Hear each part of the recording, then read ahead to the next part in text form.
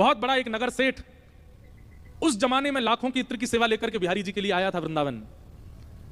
कहते हैं कि वो जब अपने घर से निकला बैलगाड़ी में बैठ के जिन जिन नगरों से होते हुए जा रहा था, संभवतः उस समय भारत पाकिस्तान एक थे, कराची से आ रहा था वो वैष्णव, वृंदावन में बिहारी जी प्रकट हुए, ये खबर सुनकर के वृंदावन आ रहा था और सोचा क्या लेके जाऊं, तो अपने जीवन की कमाई से अद्भुत इत्र खरीदा था और उसको भी एक स्वर्ण पात्र में लेकर के जा रहा था। कहते हैं कि वो जिस जिस नगर से निकल रहा था उस नगर के लोगों को सुगंधी का अनुभव हो रहा था।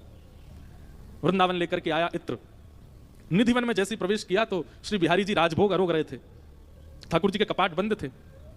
सेवकों ने कहा, बोले ठाकुर जी तो अभी थोड़ी देर में दर्शन देंगे, तुम तब तक स्वामी जी जमुना तट पर बैठे हैं, स्वामी शेरदास जी के दर्शन करके आओ। उसके मन में एक छोटा सा एक तीक्ष्ण सा एक अभिमान था कि मेरे इत्र की सेवा से सब मेरी प्रशंसा करेंगे।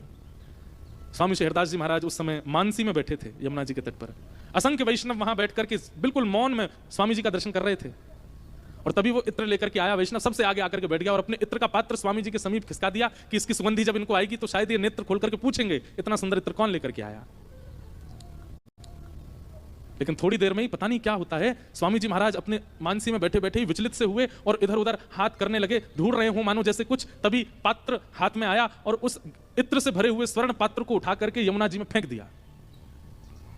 वो व्यक्ति देखता रह गया, बोले ये क्या किया, इतना महंगा पात्र, इतना महंगा इत्र इतनी दूर से मैं लेकर के आया। महाराज जी ने, स्वामी जी ने बिना पूछे बिना ठाकुर जी को निवेदित किए जमुना जी में बर्बाद कर दिया उसको। थोड़ी देर बाद स्वामी जी के नेत्र खुले, मचल रहा था वो व्यक्ति बैठा बैठा।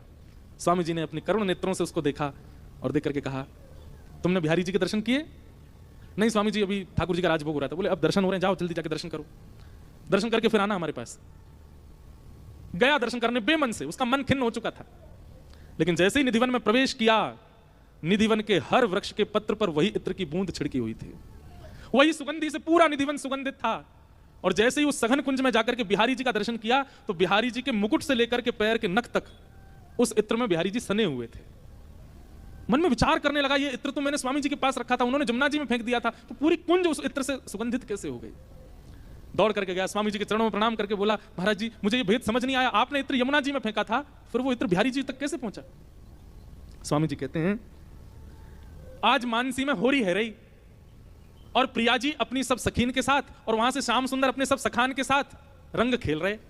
अब स्वामी जी तो प्रिया जी के पक्ष की सहचरी हैं, ललिता जी हैं। स्वामी जी श्री हरदास जी ललिता जी के अवतार हैं और ललिता जी तो किशोरी जी के पक्ष में रहती हैं। तो ठाकुर जी ने ऐसी पिचकारी मारी, ऐसा रंग डारो किशोरी जी पे कि किशोरी जी थोड़ी सी रिसिया गई और रिसिया करके बोली, अरे ललिता, बोले हाँ, कछु ऐसा लेके आ कि ये कार्य को और कारो कर दूं मैं, ये दिखे ही नहीं, या को आज मजो चकाऊंगी। अरे अगर यशोदा मैया भी आए पहचान में तो इनकार कर दे तो मानूंगी कि आज हमने होरी खेली है, ऐसा कुछ लेके आ।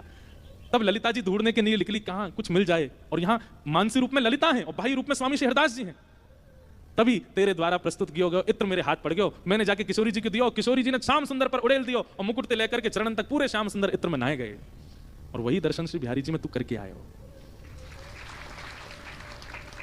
मानसी का ऐसा भाव कि आप विचार करते हैं, आप चिंतन करते हैं अपने चित्त में लीला का,